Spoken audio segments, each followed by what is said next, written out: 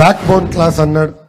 ఏకంగా దళితుల దగ్గరికి వెళ్ళి మీ బిడ్డని నేను అని ఆనాడు చెప్పాడు. అధికారులకు వచ్చిన తర్వాత బీసీ సోదరుల వెన్నముక్క విరగొట్టాడు. ఏకంగా దళితుల్ని చంపి శవాన్ని డోర్ డెలివరీ చేస్తున్నాడు ఈ జగన్. ఈ ప్రభుత్వ అధికారులకు వచ్చిన తర్వాత సామాజిక న్యాయం కాదు కదా, ఈ రోజు సామాజిక అన్యాయం జరుగుతుంది. ఇది నేను చెప్తాం కాదు, వాళ్ళ పార్టీకి చెందిన సొంత ఎమ్మెల్యేలు ఎంపీలు చెప్పే పరిస్థితి. దాదాపు 62 మంది ఎమ్మెల్యేలని ట్రాన్స్ఫర్ చేశారు, 16 మంది ఎంపీల్ని ట్రాన్స్ఫర్ చేశారు. దాంట్లో ఎక్కువ శాతం మంది బీసీ, ఎస్సీ, ఎస్టీ సోదరులు.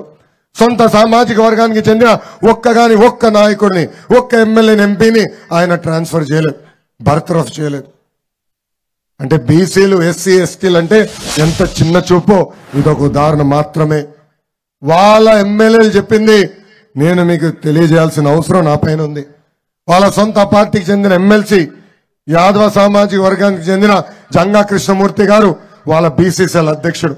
ఆయన ఒకే ఒక మాట చెప్పాడు, ఈ ప్రభుత్వంలో, ఈ పార్టీలో బీసీలకి న్యాయం చేసే ఆలోచన లేనే లేదని. అంతెందుకు, వాళ్ళ పార్టీకి చెందిన పద్మశాలి ఎంపీ కర్నూలులో ఉన్నారు సంజీవ్ కుమార్ గారు.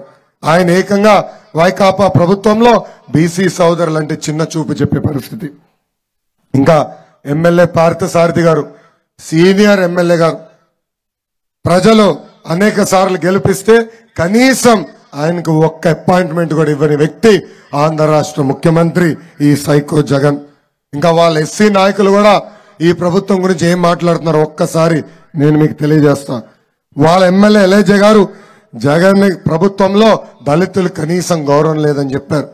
ఏకంగా వాళ్ళ ఎమ్మెల్యే ఆర్థర్ గారు దళిత ఎమ్మెల్యేని ఒక స్టిక్కర్ గా వాడుకొని మమ్మల్ని వదిలేస్తున్నారని చెప్పే